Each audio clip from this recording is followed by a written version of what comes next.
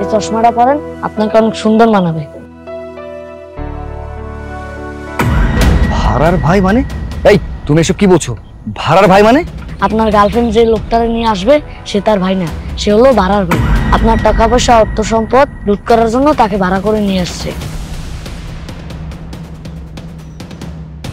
জন, তুমি তো বলছিলে যে আমার ভাইকে দেখতে চাও। দেখো, আমার একমাত্র ভাই অসুস্থ অবস্থায় তোমার কাছে নিয়ে আসছি। তুমি তো সবই জানো।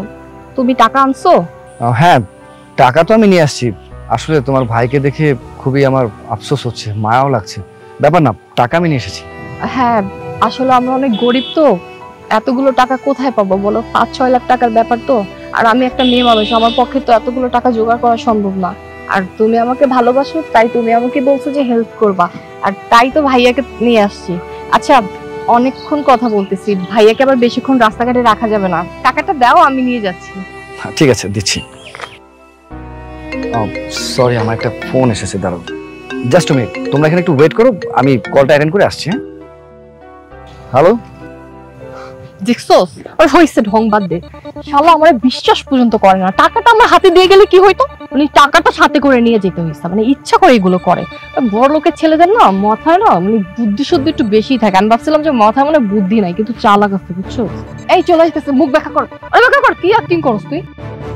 সুমাইয়া, সরি, আসলে অফিস থেকে একটা আর্জেন্ট কল এসেছিল, যার কোনো ফোনটা অ্যাটেন্ড করতে হচ্ছে। এই নাও, টাকা নাও। সরি, ফোনটা আরেকবার মনে এসেছে, কেউ মনে ফোন দিয়েছে আমাকে। হ্যাঁ, হ্যালো? আপনার বাসায় ইনকাম ট্যাক্সের লোক রেড করেছে। আপনার সকল সম্পত্তি তারা নিয়ে নিয়েছে।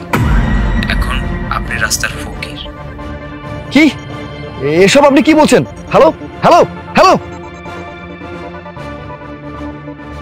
সুমাইয়া, সবকিছু তো তুমি শুনলে। এখন আমার কাছে টাকা পয়সা, ব্যাংক ব্যালেন্স কোনো কিছুই নেই। আমার যা কিছু জমানো ছিল সবকিছু বাজেয়াপ্ত হয়ে গেছে। এখন এই টাকাগুলো যদি আমি তোমাকে দিয়ে দিই, তাহলে তো আমি অনেক বড় বিপদে পড়ে যাব। বাস, তোমার আর কিছু বলতে হবে না। আমি সবকিছু নিজের কানে শুনতে পাইছি। তোমার ব্যাংক ব্যালেন্স, সয় সম্পত্তি সবকিছু চলে গেছে। তুমি এখন রাস্তার ফকির হয়ে গেছো। জন, আমি এতদিন তোমার পিছনে যে সময়টা দিছি, পুরো সময়টাই তো আমার ওয়েস্ট হয়েছে। আমি এখন কি করব আমি বুঝতে পারতেছি না। আরে আমি তো ভাবছিলাম যে তোমার অনেক কোটি কোটি টাকা আছে, তোমাকে বিয়ে করব, তোমার কাছ থেকে ইচ্ছা মতো টাকা হাতিয়ে নিব, তারপর তোমাকে আমি ছেড়ে দিব। কিন্তু তুমি তো এখন রাস্তার ফকির হয়ে গেছো। আর এই যে এই ছেলেটাকে দেখতে পাইতেছো না, এ আমার কোনো ভাইটাই না। ভাই, আমার লাইফে কোনো বাবা মা ভাই বোন কেউ নাই, আমি শুধুমাত্র একা। হ্যাঁ, আমি চাইছিলাম তোর টাকা পয়সা সবকিছু আত্মসাৎ করতে, কিন্তু আমার কপাল খারাপ, যার কারণে তোর টাকা পয়সা আত্মসাৎ কি তোর কাছ থেকে একটা টাকাও আমি নিতে পারি নাই। আর শোন, এই যে ও আমার ভাড়া করা একটা ছেলে, আর ও যে এতক্ষণ ধরে যে নাটকটা করছে না, এই জন্য আমার 10,000 টাকা দিতে হবে। আর তুই বলতেছ তুই এখন আমাকে 5 লক্ষ টাকা দিবি না? দেখ, ভালোই ভালো আমার টাকা দে বলতেছি। Wow, nice. তোমরা নিজে থেকে কি ভাবো? হ্যাঁ, তোমরা খুব ভালো অ্যাক্টর। তোমরা হয়তো এটা ভুলে গেছো, তোমরা যদি খুব ভালো অ্যাক্টর হয়ে থাকো তাহলে এটা ভুলে গেলে চলবে না। আমিও কিন্তু একজন ডিরেক্টর। এই সব কিছু মেক আমি নিজেও করতে পারি। তোমরা কি ভেবেছো তোমরা এইভাবে নাটক সাজিয়ে আমার কাছ থেকে টাকা হাতিয়ে নিয়ে চলে যাবে আর আমি চুপচাপ বসে বসে দেখবো?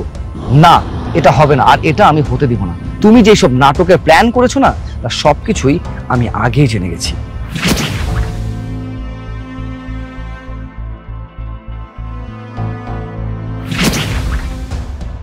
শোনো, ওই বাচ্চাটা যদি আমাকে সবকিছু খুলে না বলতো, তাহলে এতক্ষণে হয়তো এই টাকাগুলো আমি তোমাকে দিয়ে দিতাম। তোমরা আসার আগেই বাচ্চাটা কিন্তু চলে গেছিল। আমার মনে হয় তোমরা সেটা দেখতেও পেরেছো, বাট তোমরা সেটা বুঝতে পারোনি যে সে সমস্ত সত্য কথা আমাকে বলে দিয়েছে। কি সুমাইয়া, কেন তুমি আমার সাথে এমনটা করলে? তোমাকে আমি কত ভালোবাসতাম। আমি জানতাম তুমি গরিব অসহায়, এটা ভেবে আমি তোমাকে বিয়ে পর্যন্ত করতে চেয়েছি। এটা ভেবে আমি তোমার ভাইকে পর্যন্ত সাহায্য করতে চেয়েছি। আর তুমি কি না আমার সাথে চিট করছো, আমাকেই ধোঁকা দিতে চাইছো। একটা ভাইয়ের জন্য তোমার বিবেকে বাঁধলো না যে যেই মানুষটা বলার সাথে সাথে তোমার ভাইয়ের চিকিৎসার জন্য এতগুলো টাকা নিয়ে আসতে পারে, সেই মানুষটা আমি কিভাবে ঠকাই? আরে ভালোবেসেছিলাম, ভেবেছিলাম গরিব অসহায় মেয়ে, ভালো একটা মন হবে, তুমি অনেক সংসারী হবে, কিন্তু না, আমি ভুল ছিলাম। আর আমার ভালোবাসা ভুল ছিল, কারণ আমি তোমাকে বিশ্বাস করতাম। আর তুমি যে আমার বিশ্বাসটাকে এইভাবে ভেঙে ফেলে দিবে, তা কখনো আমি কল্পনা করতে পারিনি। জন, তুমি আমাকে এত ভালোবাসো আর আমি বুঝতেই পারি নাই। আমি দিনের পর দিন শুধু প্ল্যান করছি যে তোমার টাকা পয়সা কিভাবে আমি আত্মসাৎ করতে পারি। জনা, আমার ভুল হয়ে গেছে, তুমি আমাকে একটাবার সুযোগ দাও, আমি ভালো হয়ে যাব। আমি আর কোনোদিন এরকম কোনো কাজ করব না, বিশ্বাস করো আমাকে please. Shut up you nonsense. আর একটা কথা বলবে না, তোমার মুখে অন্তত মাপ চাওয়াটা কোনোভাবে মানে না। তুমি যেটা করেছো না সেটা অন্যায় করেছো। তুমি যদি ভুল করতে তাহলে সেটা আমি ক্ষমা করতাম, কিন্তু তুমি জেনে শুনে আমার সাথে অন্যায় করছো, আমার সাথে চিট করতে চেয়েছো, আমাকে ধোঁকা দিতে চেয়েছো। আর যেই মেয়ে বিয়ের আগে ভালোবাসার মানুষের সাথে এমনটা করতে পারে, সে যে বিয়ের পর আর কত কিছু করবে তা আমার আন্দাজ করা হয়ে গেছে। তাই তোমার মতো মেয়েকে মাফ করার কোনো প্রশ্নই ওঠে না। Good bye. জন, শুনো আমার কথা। জন, ম্যাডাম আমার ভাড়ার টাকাটা দেন, আমি যাই। তাই যা এখান থেকে। আমার লাইফ থেকে আমার বয়ফ্রেন্ড চলে গেছে, ওর টাকা নিয়ে পড়েছে, যা।